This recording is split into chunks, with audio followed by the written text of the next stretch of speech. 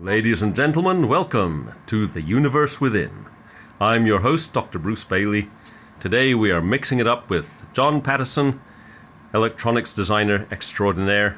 We're going to discover how to make a polarity detector. What are we going to use? We're going to use one piece of wire, two itty-bitty resistors, 1 kilo.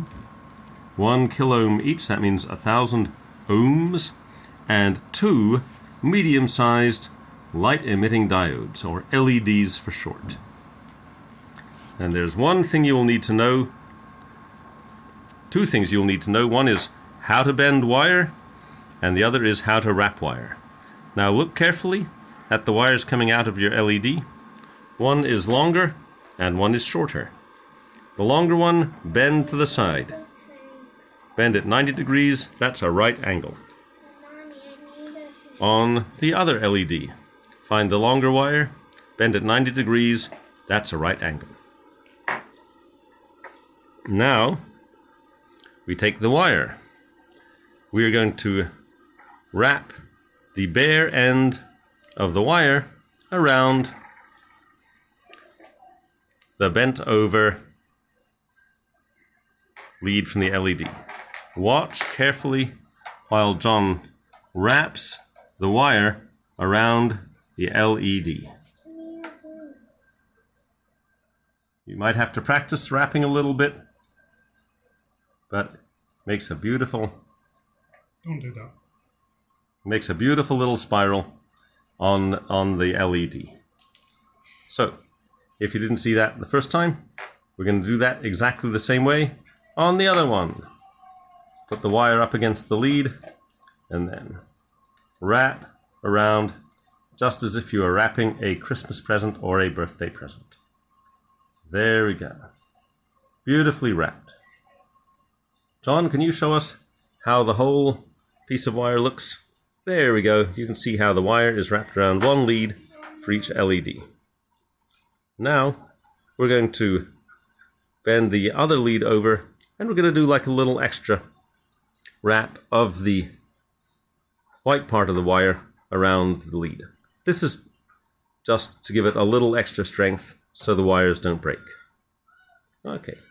Also, it gives you a little extra exercise and practice in wrapping wire. Next, we're going to take the resistors and we're going to wrap those in as well. So, for each LED, the resistor goes next to the LED. Wrap the wires together on one side. You must be getting really good at wrapping wires because you're having so much practice. John was no good at this when we started, but he's getting real good. Wrapping again. Oh, John has a wrapped expression on his face. That's a different kind of wrapped. Okay, so at each end we have an LED and we have a little resistor all wrapped together. Do the same thing on the other one. Everything is wrapped together. Now, remember, why are these little things called LEDs? LE stands for light emitting, but we haven't seen any light coming out of these guys. How can we get light to come out of the light emitting diode? Well, we are about to find out, because to create light you need energy, and since this is electrical, we're going to use electrical energy coming out of a battery. There we go. John has connected it up, and one of the LEDs is emitting light. It is emitting light. The other one is not. What's different about the one that is lit up and the one that is not lit up? The one that is lit up is always the one that's in the middle of the battery. What is different about the spring that's in the middle of the battery? Let's take a look at the end. Aha!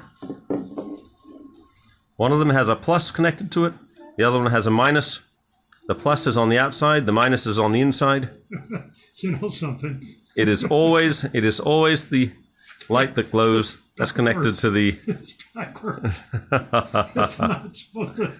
Okay. Your video. Wait. Okay. This one works. We're in a backwards universe, ladies and gentlemen. Positive side is supposed to light. When we make the video for real, we're going to twist everything backwards. But it does work. The light emitting diode does emit light, and it tells us which end of the battery is which. The red one is So- supposed to be positive. Let's give a big thank you This one was backwards. to Professor John Pattison, Electronics Desire Extraordinaire. I need more programming fluid.